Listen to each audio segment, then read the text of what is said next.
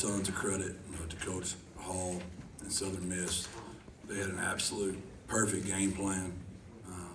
They were snapping the ball on one and snapping it to one of the best players in the conference with +1 runs. Our home crowd was definitely as much a difference in the ball game as our defense was. But what's crazy about that, all those penalties were allowing them to get 40 more seconds. So they would take 40, snap it on one, get a penalty, get 40 more seconds. So they were getting 1.5 minutes every time they were snapping the ball when you get that many penalties. And so it was working against us in a way, but our defense found a way. I told people all week, we'd only been allowing 19 points a game on defense. They had been allowing 22. Where their points had been given up, their special teams had been giving them up, which we didn't do that. We didn't take advantage of that. And their offense had been turning the ball over, and people have been scoring on their offense, believe it or not. That's where most of their points have been given up. And they didn't do that until the fourth quarter, and our kids just wouldn't go away. What I'm most proud of is how our coaching staff stayed so composed. The head coach stayed composed, even though his insides were rumbling, and our leadership council stayed composed. Our single-digit guy, everybody kept a good blue, cool head. We never lost it, and we just stayed the course and got a huge, huge win. Okay. Jeff, what does it say about your team that you don't play your best and you guys are still able to kind of grind one out today, especially with that defensive effort in the fourth quarter? That's the only way you win championships. I've been blessed to win a few. Not once have we ever gone through and looked clean on offense, every one of them. Your defense has got to get it done. And again, they got it done tonight. They honestly only gave up probably 3 points. Our kickoff team gave up 7 in a way, and we had a pick 6, right? So our defense was really fantastic. And you're right, JJ. It says a lot about who we are. We know who we are. Our defense had to do that. We were a little sloppy during the week. Sloppy might be too strong of a word, maybe slightly overconfident. It had come too easy too many times for us. And the only chance we have of beating the champs was to come out here and do this tonight, because we just got a big old dose of humble pie on offense because we just weren't real clean. Okay, Roger. Coach, did you expect them to be running the offense they were with Frank Gore Jr. tonight? Because it seemed like you guys kind of got taken by surprise a little bit in the first half there. And what was really the adjustments you made in the second half to really kind of put the lid on that, especially, once Willis had to come in after that first drive in the second half? That was what was most frustrating. We were very prepared for it. We knew it's the only way they could beat us. There's just no way they could have played normal football tonight. So we really had a good plan for it. I've said this a million times. The game's about players. Whenever you do +1 runs, what I mean by +1, when the quarterback's still single wing. This is back in the day, right? They've got one more guy than you do. So y'all play head coach. You want to double cover number 1? Because I know y'all were scared to death of number 1 out there, because I know we were, right? Well, when you double cover him, they're just going to throw it up to number 1. And when you go out there on number 1, now the +1's a +2 in the run game. So believe it or not, our kids were very prepared. It wasn't that. 3 made some great plays. We didn't fit it exactly right. We were good on inside zone and outside zone. We struggled on gap schemes. They're blocked down, kick out, turn up. We didn't fit that real well. And that's something where obviously UAB is going to see, and they're going to try to exploit it, their big tailback. Go with the Raul on the far right. Hey, Coach, you mentioned about the crowd. Can you talk about that? It seemed like it really sort of helped inspire your team, especially late defensively, just sort of give them that little bit of energy that they needed. They were just incredible. When our defense was out there, they were loud as can be. And when our offense is out there, they actually got quiet enough for us to execute down there.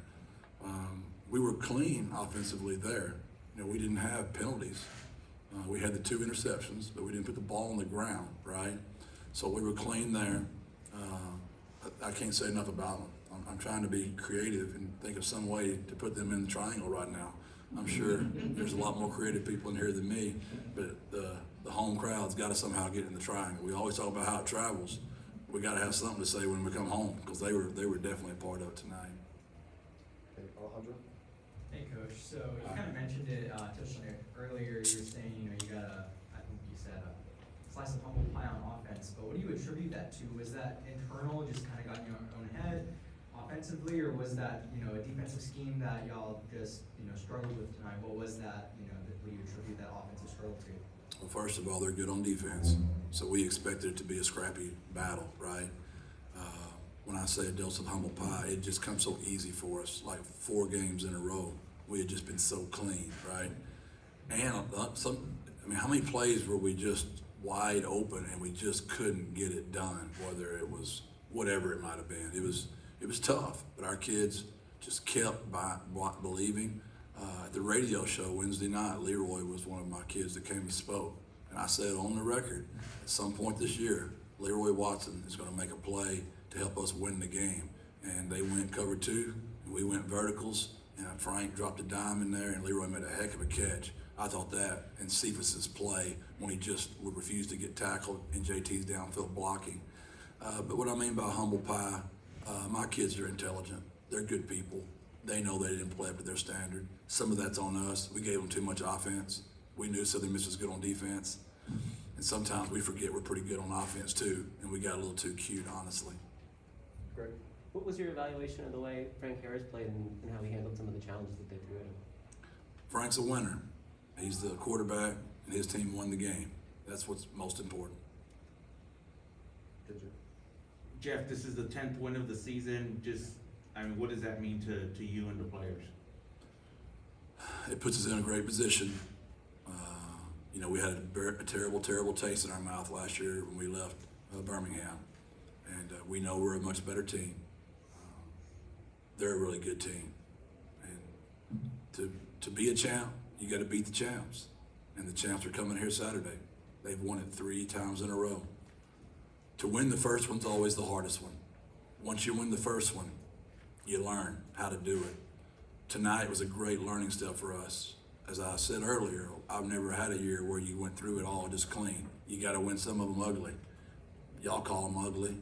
We just call them wins, right? But I understand the perspective. I understand what that means, an ugly win. But there is no such thing as an ugly win. They're all beautiful to me. Okay, Ryder? Coach, you kind of spoke a little bit about being maybe a little too cute on offense. How would you justify the red zone play calling tonight where it felt like you didn't really go to sincere until the 4th quarter there late when you had that turnover inside the 10 and you just gave it to him and he snatched it from 9 yards out. But on that, you didn't really utilize him too much in the red zone today. We didn't have the ball with 20 snaps in the first half. It's kind of hard to give it to him. And when we did, we weren't gaining any yards. So, we had the 2-minute drive and we had to use our timeouts on defense to get the ball back. So I know it looks that way, but it's because it's the way the game played out. Trust me, there's no one on our headsets going, let's keep the ball away from one of the best running backs in the country. Let's do something different. When we did it, it wasn't working, and the situations wouldn't really allow it, right? So I understand your question, but it kind of the situation of the game was dictating that. We lost Mackay, in pregame.